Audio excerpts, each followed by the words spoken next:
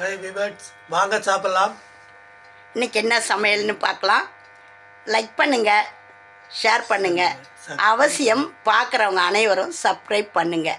நாங்கள் 4 வருஷமாக வீடியோ போடுறோம். இன்னும் ஒரு 10,000 சப்ஸ்கிரைபரை போய் எட்டி பார்க்கல. உங்களுக்கு இன்னும் கஷ்டப்பட போகிறீங்க. உங்களுடைய உபயமாக இருக்கட்டுமே. சப்ஸ்கிரைப் இன்றைக்கி என்ன சமையல்னு பார்க்கலாம் வாங்க. சமையல் இன்னைக்கு ரேஷன் அரிசி சாதம் வடிச்சிருக்கால எங்களுக்கு விடாமல் நாங்கள் சாப்பிட்டதுனால சுகர் வந்து கண்ட்ரோலுக்கு வந்து நாங்கள் போய் இன்றைக்கி ஆல் டெஸ்ட் எடுத்ததில் எல்லாமே கண்ட்ரோலில் இருக்குதுன்னு சொல்லியிருக்கிறாங்க.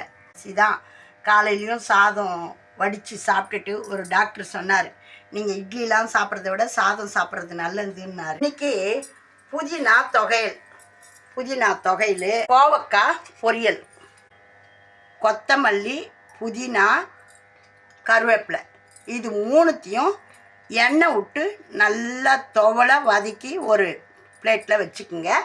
எண்ணெய், கடலைப்பருப்பு, ஒரு 4 உளுத்தம்பருப்பு, இதையும் கொஞ்சமாக எண்ணெய் விட்டு வறுத்து வாரி அந்த புதினாவிலே கொட்டிக்குங்க.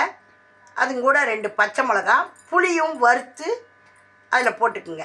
ஏன்னா வறுபட்டால் தான் சீக்கிரமாக அரைப்படும்.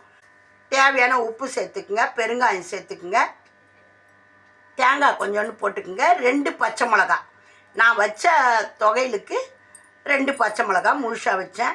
அது போட்டு எல்லாத்தையும் போட்டு ஆறின உடனே மிக்சியில் தண்ணி விடாமல் முதல்ல எல்லாத்தையும் அரைச்சிடுங்க.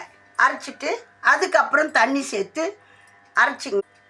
தொக்கா எண்ணெய், கடுகு, ஜீரகம் போட்டு பொரிட்டோன்னு சொல்லிட்டு இந்த தொகையில் எடுத்து கொட்டி, எண்ணெய்ன்னு சொல்கிறது நல்லெண்ணெய் சேர்த்தா தான் நல்லாயிருக்கும். நல்லெண்ணெய் ஊற்றி இந்த தொகையில் எடுத்து கொட்டி நல்லா 2 கிளறி இறக்கி வச்சுக்குங்க.